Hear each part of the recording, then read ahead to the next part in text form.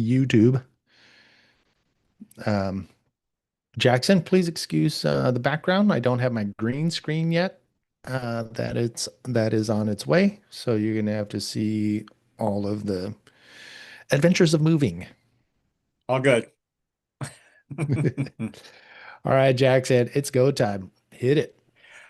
What's up, everybody? Welcome to episode 329 of Boog Life, pitted with action and Manny V.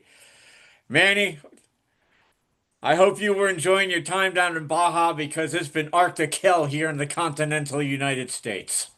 Well, I know there's a little small corner in the continental United States where it's been in the 70s and 80s in the middle of the day. San Diego. Like today, I'm sweating my balls off right now, and the sun's about to go down.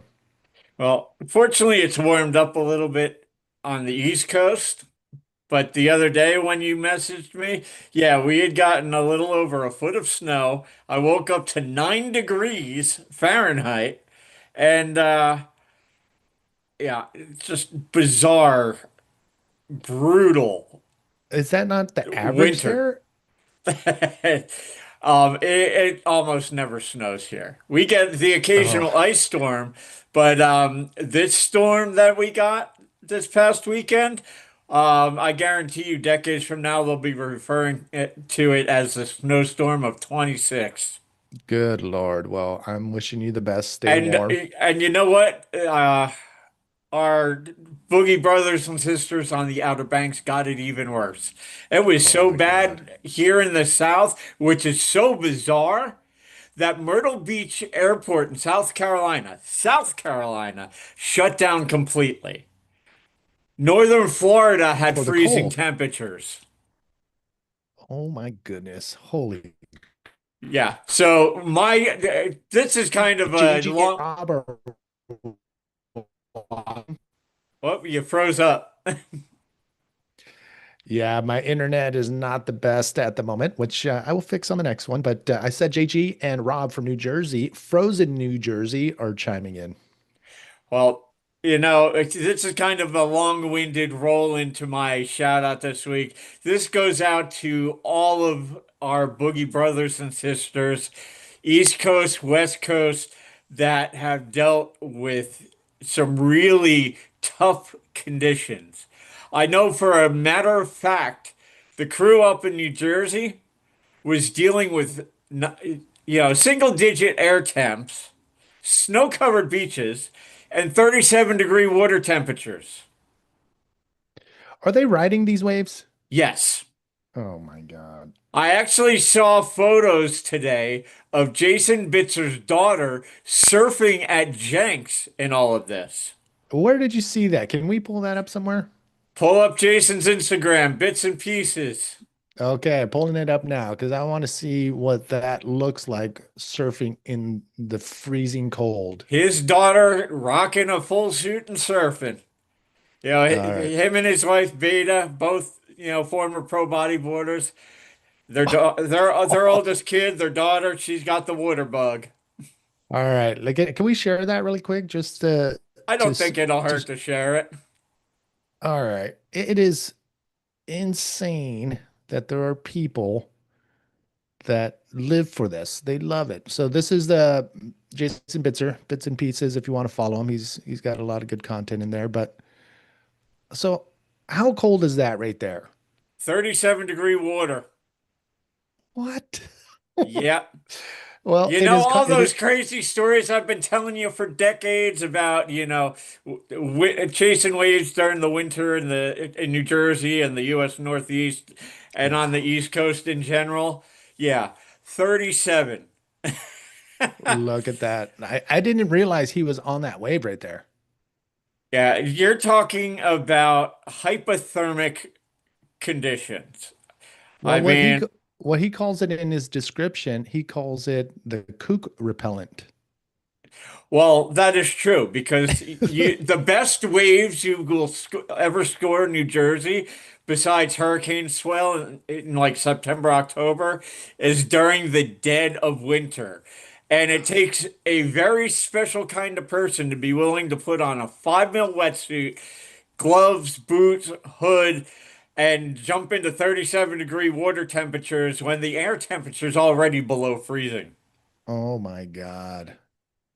This is Yeah. this You deal I, with you deal with ice cream headaches. You get that cold trickle of water running down your spine when you duck oh, under that first wave. You're dealing with usually howling winds. Usually when the waves are this good, we'll have 15 to 20 mile an hour offshore winds. And then you have to deal with pudding face, which I've discussed over the years. For those of you who have never heard me discuss pudding face, it's when you go surfing in cold water and your facial muscles freeze in place being pushed up from wearing a hood. And when you get home and jump in the shower, the hot water relaxes your facial muscles and you can feel your muscles melting back into place like pudding. that is wild. I'm gonna pass on that, Jackson. I'm gonna pass on that one. I've been doing that since I was 15 years old. Obviously, I've been out of the water the past couple of years, but I started chasing winter waves at Jenks and Manasquan when I was 15 years old, back in 1990. Yep. I've heard the stories, I've seen the photos, and I experience it as But well. this winter's been particularly trying for the surfing and bodyboarding community, especially back home in New Jersey. So Oh I just God. wanted to send some love. You guys have my love and respect always. Anybody who's got got the gusto to jump out in frigid waters, howling winds, snow on the beach, you've got my respect right there. That plus, I'm sure you realize this. Wiping out in cold water just hurts more. Yes. Jackson, we got a couple comments here in the YouTube chat. Belmar, Rob says Belmar was 20 degrees air temp with 20 mile per hour winds and 32-degree water 2 days ago. Holy shit. Yeah, so everybody who thought I was just talking story, when I tell these tales, it's for real. Yeah. And Harold, where is Harold? Answered back. It's insane because here it was 85 and offshore. So I don't mean Southern to. California. Yeah. Oh, crazy. All You know, right. Well, that part I don't, that part I kind of miss about San Diego. I don't miss winter rainy season and the torrential downpours and the ensuing floods and earthquakes.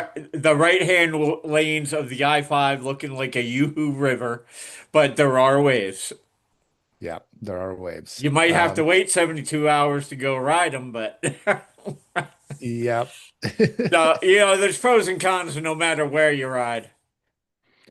My shout outs this week goes to the warm water uh, bodyboarding brethren, Bobby Quinones and Ardiel Jimenez. And you'll see why my shout out is to those two guys in the bodyboarding news. So be ready. All right. Well, I really don't have a whole lot of bodyboarding news, so I'm just going to let you jump right into it. Okay, sounds good. So down in Puerto Rico, and if you know Puerto Rico to me is the Caribbean Hawaii. It has everything that Hawaii has to offer, plus a lot of spice. So imagine the best things of Puerto Rico. I mean, the best things of Hawaii, plus the best things of Latin America mixed into one. You have Puerto Rico, There's a and reason his why it's called the Enchanted Island. 100%. And so Ardiel Jimenez, a good friend, as well as Bobby, um, connected with this last swell. I think it was yesterday or the day before yesterday.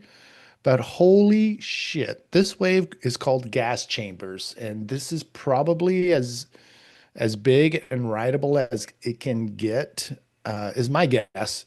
But Bobby Quinones was just picking off. Look how big this is. You can. I'm glad they have this in the foreground. This photo, Adiel nailing it.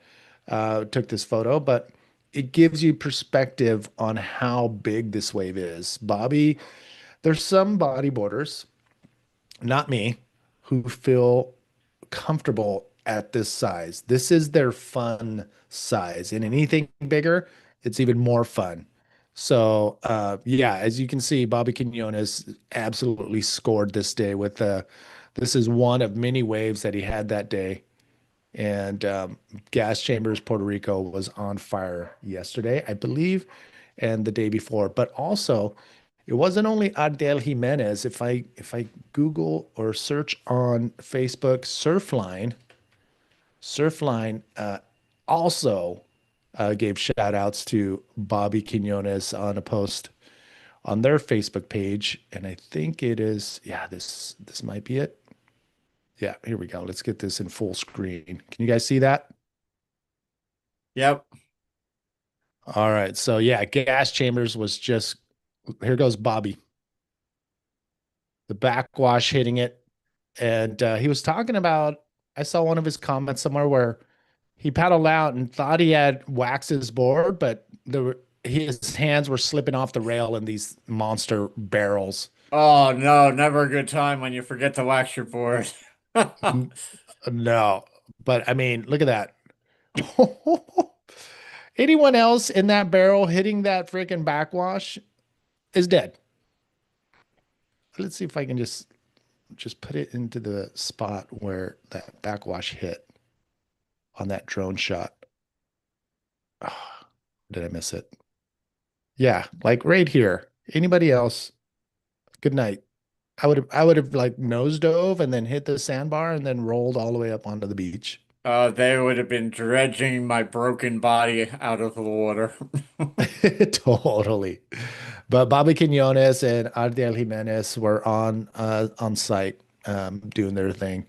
But Bobby, shout outs again to those two. But Bobby is on a different level. Holy crap. Yeah. Oh, wow. All I can really say is the older I get, the less I like cold water. But if given the opportunity, I would gladly throw on a 5 mil to jump back out in the water back home in New Jersey. But I will never, ever say no to the opportunity to score waves in Puerto Rico. I'm right there with you, brother. Right there with you. I mean, God, it's been almost 30 years since my first trip to Puerto Rico, and it's been in my blood ever since.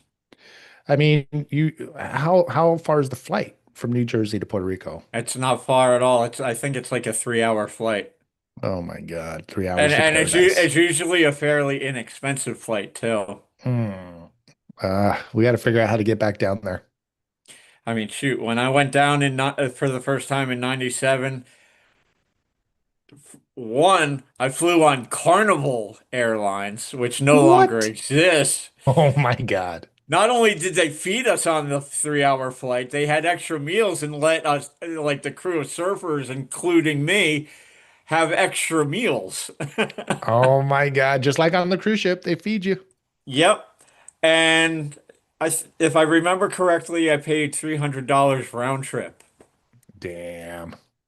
That'll Man, be that'll be at least one way if you're lucky. if you're lucky.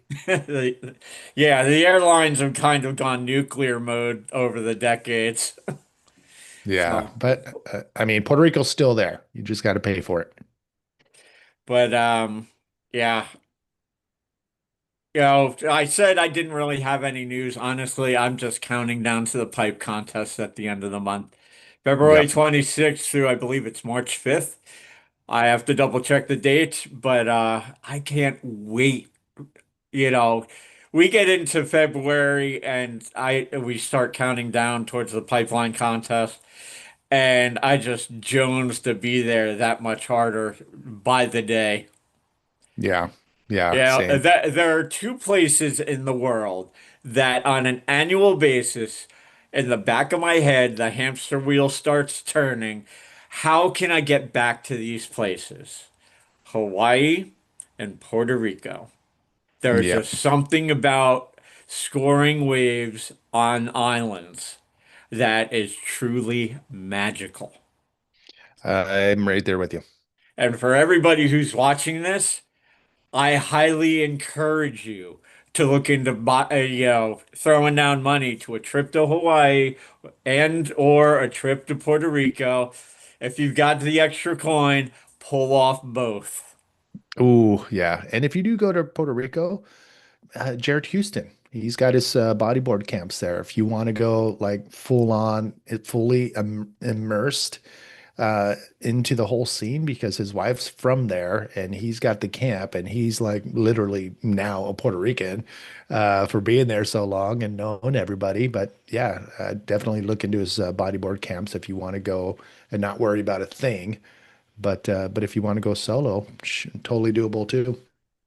And as I always encourage, be sure to dive into the local culture and cuisine, both islands. Yep, 100%. If you go to Hawaii and you're cruising the North Shore, you gotta go get spam musubi at Foodland. You gotta try the spicy ahi poke, and you definitely cannot go without paying a visit to Ted's Bakery. Yes. I love the shoyu chicken, and I always loved I always loved the pies they have there. Oh my God, I just gained 5 pounds thinking of that. And Puerto Rico, if you don't try the Ooh, mofongo, you're missing out. yeah. So, What? All right, tell everybody what that is, just in case they don't. mofongo, it's mashed fried plantains with a dipping sauce, and it's Yeah, phenomenal. Also, the flan is always something to try. Their pork barbecue is phenomenal.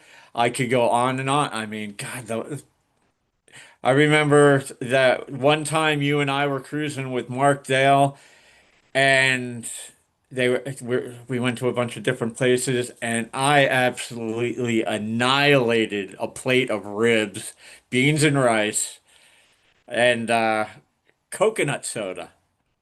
yep.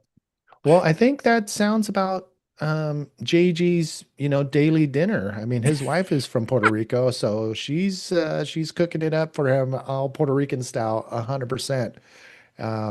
So yeah, I need to get back over there and you know, make myself present at one of their family dinners. Holy crap. JG, next time I'm in San Diego, don't be surprised if I show up unexpectedly at your door, unannounced.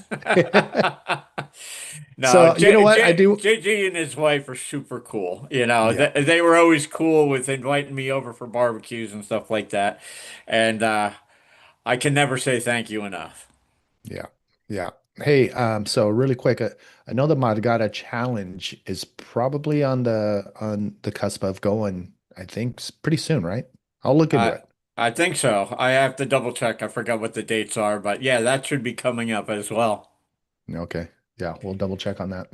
So, but reeling in the conversation about food on the islands and waves on the islands and warmer weather and warmer water. Um, let's jump into this week's video of the week. It's kind of well, it is a throwback video courtesy of Riders of Tubes on YouTube. Um, Is that Sean Manning? yeah, Okay. yeah. For those of you not familiar with Riders of Tubes or ROT for short, back in the 90s, before No Friends, if there was a video series to get your hands on, one of them was definitely the Rot videos.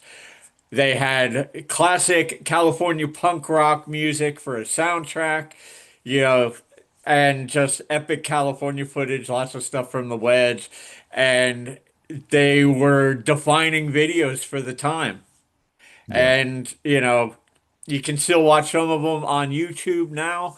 And since we're coming up on the pipe contest, and I've been talking about it the last couple episodes, I figured I'd dive into the archive and throw the 1990 Pipeline Championship at y'all. It's like a 23-minute video.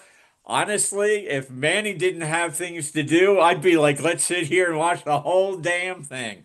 I know. Shoot. What time is it? We got 5:19, 20. You know what? Let's just watch it. I'm totally down. Let me get comfortable here. All If you right, guys are let's. down, All right, we're if just you gonna guys play are it. down for an impromptu viewing, thank you again to Riders of Twos for making this available on your YouTube channel. You guys are awesome, and thank you for all the videos over the years because they always got me stoked. Hell yeah. All right, let's do it really quick. Neil or Neil's Bebo's Cafe, Puerto Rico is what he's talking about. And in NorCal, it's 55 for the water and the air temp. So that's not too bad. All right, let's get it over to the video. And the Maury Pipeline 1990. There we go. There. Let me make sure we got the computer sound. There we Good. go.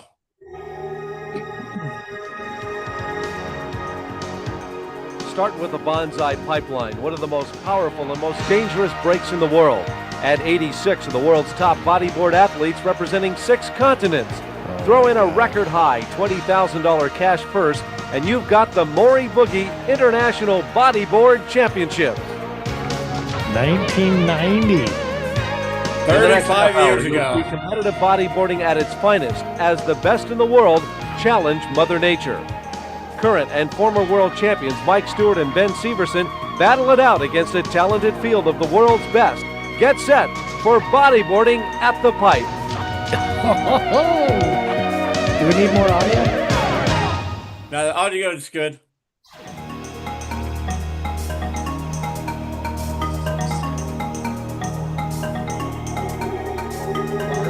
Welcome back, everybody, to the Maury Boogie International Bodyboard Championship on the North Shore of Oahu. I'm Mike Chamberlain, and joining me is a man with 2 first names. Bob Thomas is our color commentator today. Bob, it really is an international field. Bodyboarders have come from all over the world.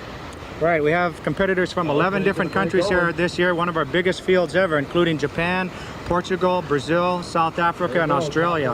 We're really making an interesting competition this year. The Bonsai Pipeline is one of the most dangerous surf breaks in all of the world, not to mention here on the North Shore of Hawaii. And Bob, the question to you, what makes it so dangerous? Well, the most dangerous thing about the Bonsai Pipeline and what makes it the great wave it is, it breaks in such shallow water. That causes the great tube rides we see. And the bottom itself is hazardous. We have a lot of big coral heads and caverns that can trap surfers down for up to 10 or 15 seconds, and it's very dangerous. It's not uncommon to see some of the people come out of the water having scraped the bottom of the reef, and that is something you want to avoid here today.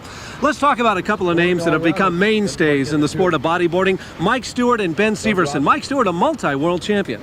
Right, Mike's won this event 5 times, and he's also the leading point winner on the PSAA Tour in California. He's really the class of the field today. Well, the third member of our broadcast team today, his name is Jay Reel. Now, fortunately for us, he's with it. Unfortunately, he got knocked out in earlier competition, or he'd be out in the water today. But let's check in with Jay Reel on the beach right now. Thanks a lot, Mike. Well, Pipeline is going off its face, as we would say in the bodyboarding world. It's about in the 6 to 8 foot range, some 10-foot sets, a very large one pushing through right now. We're expecting an increase throughout the afternoon. Now back to you.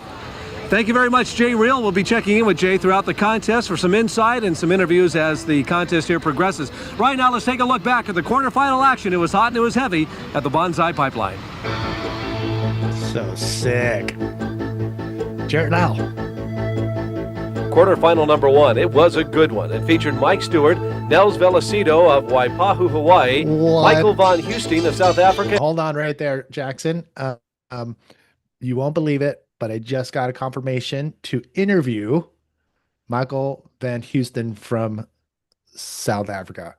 That's awesome. He's an absolute legend, South African pioneer.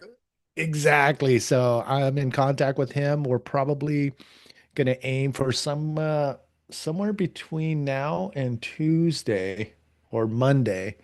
I take off Monday night to Panama, so be ready for that. I'd like to do it here before I take off. If not, I'll be doing it from Panama. Either way, you will be hearing when it's going to go down. but I'm so stoked on that. Especially, let me rewind that and get it one more time. Bodyboarding world, it's about in the 6 to 8 foot. Here progresses. Right now, let's take a look back at the quarterfinal action. It was hot and it was heavy at the Bonsai Pipeline.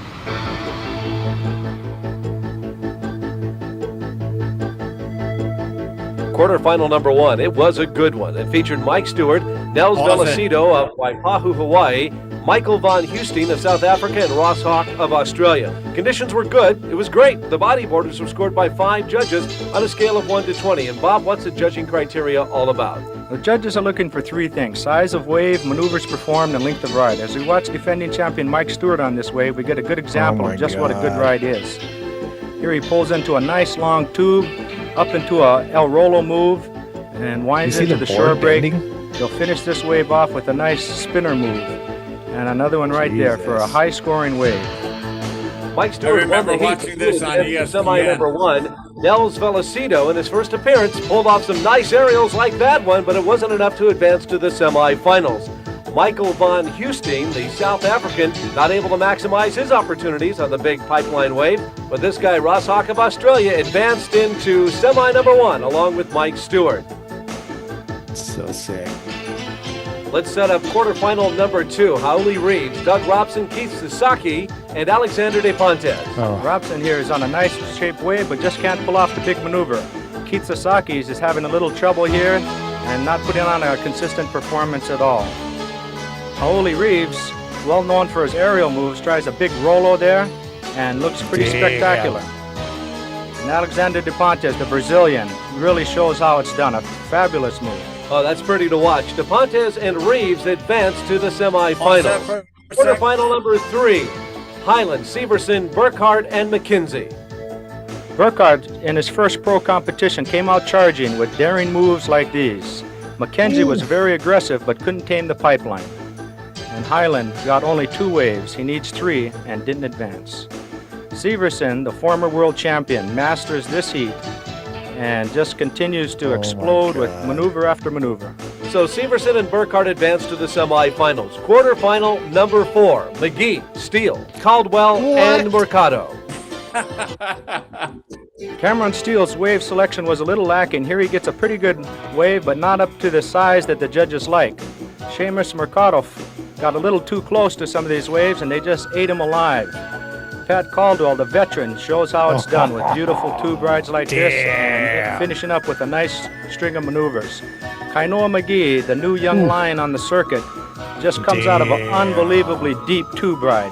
McGee and Caldwell advance to the semifinals. If you thought the quarters were good, wait till you see the semis. Stewart, Hawk, De Pontes, and Reeves. The first ride of the semifinal heat by Ross Hawk was fantastic. Deep tube ride with an aerial, but it was only good enough for 4th place. What? Hauli Reeves managed a 3rd, even though he did well, but the caliber of competition in this semi was just too great. His bottom As usual, Mike Stewart, at home in his backyard, the Bonsai Pipeline, dominated this heat. Mike has a house just a few hundred yards from this spot and practices here almost every day. He knows it like the back of his hand. And it reflects in the way he rides these waves. Reverse hand drag. Alexander De Pontes put on a high-performance exhibition of his own, and he was right on Mike's heels as the minutes wound down. You don't suppose he beat Mike Stewart? Let's check in with Jay Reel.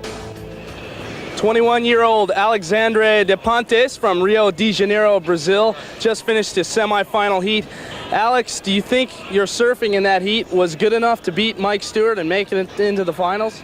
Yeah, I think so. I have to wait the result about the judge, but I catch real 3 good waves. I get good barrels, and pipeline, I think is it.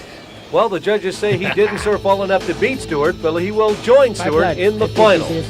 Now, semifinal number 2. Severson, Burkhart, McGee, and Caldwell, 4 hard hitters. Ben Severson was in command right from the beginning and easily nailed down his berth in the finals. Caldwell looked sharp, but just couldn't get that key 3rd scoring wave. Kainoa McGee, on fire in the quarters, was heavily favored to advance to the finals.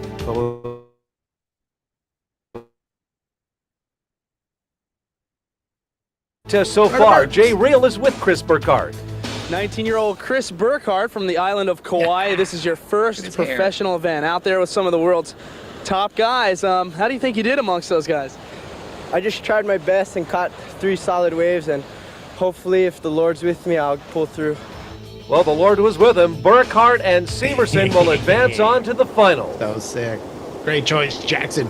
Well, Bob, it started out with about 100. It's down to the 4 finalists. Let's run down the names real quick. And at the top of the list is Mike Stewart. What would the finals be without him? It wouldn't be the same. He's been here every year. This is his 5th year, going for a 6th title now. We expect big things. And Ben Severson, the only other world champion in the field of 4 here today, and he'd love to put another world title under his belt.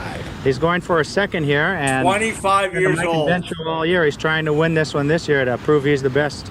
And to prove we have an international field, Alexander De Pontes from Rio de Janeiro, he made it to the Final 4. All right, he's known as Xanadu to his friends. He's a great rider in big waves, totally fearless, and if we got some big sets, he'll be the man to watch. But the big story of the day is a young man named Chris Burkhardt. Here's a guy who was an amateur. This is his very first professional contest, and he makes it to the finals. What a story. He surprised a lot of riders. He upset some big names today, and this is a big day for him. Well, $6,000 will go to the eventual winner of this contest, so let's turn our attention to the finals. I totally forgot the And final. there are the finalists in the water right now, and there are the wise men up above. Their future is in the hands of the judges. Here's the first wave, and that's Ben Severson on the right, Mike Stewart on the left. This may have to go to a rules committee. It looked as though Severson may have dropped in right in front of the defending world champion. I'm not sure about this. Bob, how'd you read it? Well, the judges have to vote on it. 4 out of 6 judges will try to remember what happened, but it looked like Mike was a little too deep to make the wave, and it had a possibility of even going right on that peak. Well, here we go again. That's Stewart in the black jersey and Severson in that lime green jersey. It will be ruled an interference because you simply cannot take off in front of a rider. That's simple, isn't it, Bob? It's not always that simple. The judges still have the final say. Can we talk about that really quick, Jackson? Yeah, sure. I mean, it was obviously probably, I don't know if it was obvious, but do you think there was priorities? Oh, no, wait, there was no priority. There was no priority back then. Damn. Everybody has to keep in mind, once upon a time, the way this event was run, not only were there no interference penalties, but they had 6-man heats in the early days. Imagine 6 people scrapping it out at Pipeline for a world title. Yeah. Crazy. Without priority. It's friggin' wild. Bodyboarding, competitive bodyboarding has come a long way in the past 35, 40 years. Oh my gosh. All right, let's get back to it. And so we'll have to see in the final results how it comes out. Meanwhile, Ben Severson will kick those fins and paddle his way back out to the lineup. Here's Chris Burkhardt, the young man we told you about, nowhere to go. He bails out at the bottom of the wide water. Okay, and here's Alexander Duplantis on a beautiful wave, nice big hook up into a little tube.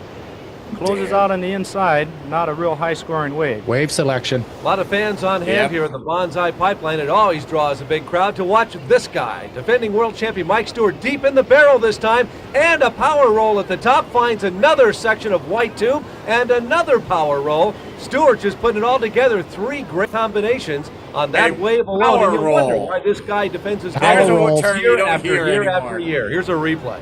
Okay, let's take another look at this. It's a nice big wave. Shots. He uses his classic lay-down style. Way deep tube. Here he goes into that El Rolo move right there. Up and over with the lip. Here's another angle from the beach. Leading into a second El Rolo. Right up and over. Beautiful angle right there. And you can really see how it's done at home. Mike Stewart in his mid-20s says he wants to be a millionaire by the time he turns 30. Here comes Ben Severson again, another Hawaiian, a former world champion himself. Look at the board speed he's got up. Crucial part of the wave. Disappears. There's the spit, and out comes Severson. A nice little cutback. Whitewater chasing him now. Goes into a belly spin and runs out of wave. But he had to score some high points on that one for the former world champion, Ben Severson. Ben really did get a great wave, and here he is pulling up into that Emerald Cavern. Getting a real deep tube ride, one of the best of the day we've seen so far. And here's that famous bonsai spit just blowing him out, and that really stings the back of your neck when it hits you. Well, they tell me you're going to leave marks on your back as we watch the teenager, Chris Burkhardt, duck under the lip of this smaller wave in the pipeline. Disappears, and he's not going to come out of that one. Chris Burkhardt gets lost in the soup or the whitewater. Mike Stewart says all systems are go at the 8th Annual Maury Boogie Bodyboard Championships. It's a We'll be back. contest. You're going to do whatever you got to do to win.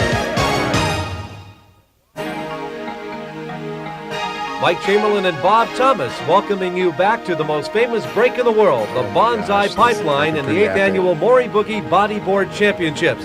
Let's set up the finalists again. In the black is Mike Stewart, in the pink Alexander De Pontes, in the green Ben Severson, in the white Chris Burkhardt. And here's the world champion at it again, Bob. Mike Stewart, another deep barrel spit out by that pipeline spit. A nice reverse cutback belly spin, setting up for another string of maneuvers on the inside. That's what Mike does best. Another reverse belly spin cutback right up into the beach. I didn't know. Well, you know, the judges are looking for long rides and radical maneuvers, and in this case, Mike Stewart dropped into that green wall. Look at it pile up above him, a good 10-foot wave as he slides under the whitewater, or the tube as they call it in bodyboarding, and then the camera goes underwater. From another angle, you can see the velocity, the board speed that they get up on these bodyboards, and he eventually will come out the other end. He was spit out of that wave by the spray. There's another great wave setting up. Looks like Alexander Dupont stalling on the bottom and turning up into a nice little barrel, not quite as deep as Mike's. Another reversed cutback spinner. You could see it wasn't quite as smooth as Mike's couple that he just pulled off, but a pretty good scoring wave for Alex. And the media on hand here today from all over the world. And another look back at Alexander De Pontes. Again, fine trim on the board. He's high on the wave. That's where you're going to get your acceleration. Get those fins out of the water at one point because they become a drag if you don't. Up and riding on the outside is Ben Severson. A nice late drop and pulling into a deep barrel. Let's see if he makes it out of here. He does. What a fantastic deep tube ride. Another one, a double tube. He should have won that. Just can't put a maneuver together, but that's what they like at the pipeline. Tube rides and tube rides. I mean, they love it. They cheer it. And let's take a look again. Severson gets if buried Mike way didn't deep drop in this tube. him, We lose him for about 3 to 5 seconds, and I never thought he would come out of it. All of a sudden, that blonde hair peeked out the other side. He leans up on the board to get the speed up one more time. Found another section in front of him. This time he's going to have to call it quits. Outside is Chris Burkhardt taking off on a smaller wave. Pulls up into a nice little tube. Not a high scoring wave, but it's the best he can do at this time. A couple nice reverse cutbacks there. And another off the lip floater. Didn't quite pull it off. And Alexander De Pontes, who's been very consistent. I know, a big power roll right at the top. He'll lean into the lefty again before the whitewater totally engulfs him. But boy, he got off a big maneuver at the lip of that wave. Bob, look at this again. That extension. Yeah, he really gets his speed going. Launches himself right up to the lip and does a little flip over there. How far the wave kind of closed out, but he got the most he could out of that situation. Talk about busting a move. Here's Mike Stewart at the top. Another power roll. Lands right on his belly. And now he's fighting off the whitewater, dragging in another power roll. Finally, the wave closes out on him. This guy is unbelievably consistent. Always Mike at the top of his game. He's always right at the right place at the right time. He's Mr. Right. Mike Stewart right here, even on a giant wave, can pull off those difficult El Rolo type maneuvers. He's setting up for another one right here. Launching himself right up toward the top of the lip and up and over. Makes a perfect landing. That was perfect. Ready to set up for a kick out. Mike Stewart, mistake-free bodyboarding here in Hawaii. The wintertime on the North Shore not only means big waves, but also heavy rains. So heavy that the Waimea River mouth fills till it overflows or threatens to wash out the Cam Highway. When this happens, a special spot comes to light as the water is drained off into Waimea Bay. It starts first as merely a rideable stationary wave. Then it becomes a rippable wave, and then just plain radical as gravity goes to work. The river mouth isn't drained very often, but when it is, it might be the closest thing to a bodyboarder's dream, an endless wave. Paul Barnard, Dean Marzolo, Chris and Kim.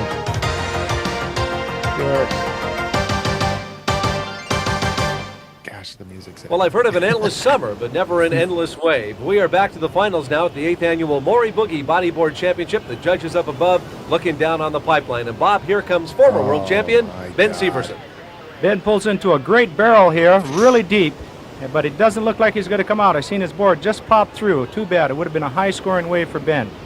Well, these waves have traveled all the way from Japan to get here as the world champion picks off another one, disappears. A lot of whitewater spray coming out of it, and right in the middle of it performed a power roll. So not only did he have to deal with the spray hitting in the back, but he had the presence of mind to actually turn it into a radical maneuver. That's what the judges are looking look at those for. cameras. Exactly. Here it is again.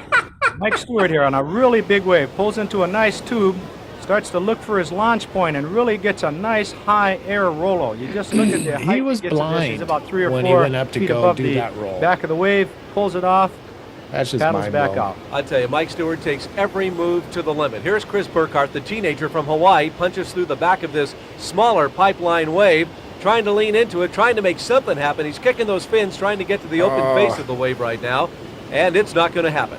Alexander Duplantis on a nice medium-sized wave, disappears there for a second, tries to set up and get another maneuver, stalls, Didn't cuts he back, pass away before his no time? tube in sight, kicks out. Yeah. Car accident. Well, he almost had it happen for a second there as it kicked up again. It got a double jump on the reef here. I'm sure that as we look at Chris Burkhardt from Hawaii, bodyboarding look at him punch through the community back felt of that, this one, especially the and then he Brazilian disappears. bodyboarding That white community, 'cause jersey he was, totally gone. He looks up at the white water. He was Alexander their here. star. Trying to stall and get back in the tube. He does just for a second, but the wave just doesn't cooperate. Here's Ben Severson. Nice trim on the board this time, leaning into a good-looking lefty. And there's another power roll at the top of the white water. Cut back into a belly spin. They say that the 90s will be the decade of multiple tight combinations, and we're sure seeing that here today Mike at the Chamberlain was Banzai good. Pipeline in Hawaii. The true test of a champion is how well they can put combinations of moves together. Here, Ben stalls for a nice tube. Really gets deep, Yep. but he's not giving up there. He wants more, and he starts to set up for his maneuvers, even while he's in the tube. Right there into a nice El What? Rolo, a good landing, and he says that's not enough. We are down to the final moments of the bodyboard final. Look at Stewart go crap. right up vertically through the Remember back of the that? lip. He can't believe he pulled it off. He's got a smile on his face. That should nail it down for Stewart. What a fantastic ride to finish this heat up. Well, Bob, the bell in the background signifies the end of the finals, the 30-minute final, and I don't know, for my money, for what it's worth, Mike Stewart in the right place at the right time. As every year for the past 5 years, Mike has been there, and I think he's going to be very hard to beat in this heat. He had the biggest waves, the best waves, the biggest. But what I will do is I'll cut and paste that into the YouTube chat box. And you know what? We'll make it its own post as well. As soon as we're done here, I'll post it up on Patreon just so people can definitely go back and look it up. But man, that was a great freaking choice for the bodyboard video of the week. For the record, as much as I love classic bodyboarding, the roots and history of our sport, I'm glad we no longer use power roll and belly spinner, belly spinner to describe maneuvers. Yeah. Excuse me. Yeah. Take a swig. Take a swig. Ah, better. There it is. Yeah. And on a side note, I do have to comment, back in the late 80s, early 90s, the mullets were truly glorious. Did you have one yourself? No, I never had a mullet. Excuse Okay. me. I went one step worse. I had a rat tail. Oh boy. If you have a photo, please, we need to put it on Boog Life. Thankfully, no photos of me with a rat tail. But yeah, somehow, some way, I was a little bit of a local skateboarding influence on that one, and somehow I convinced my mom to let me get a rat tail. Oh my God. How old were you? Oh, 12, 11. Yeah. I don't know. I was all into like the Pal Peralta Bones Brigade and bodyboarding. So, that's where my love of, a good adrenaline rush, whether it be from skating, bodyboarding, listening to music, it kind of all really started to culminate. Yeah. Well, if somebody has a photo of Jackson with a rat tail, please send it over. Just out of curiosity, do you remember what you were doing in 1990, 35 years ago? 30, Yeah, I was graduating high school. Oh yeah? Yeah, that was actually not, no, I was 1990 graduated. Yeah. Yeah. I was in a senior in high school. Well, we're going on 36 years now, but hey. Yeah. God, I remember something so vividly about being a Grom.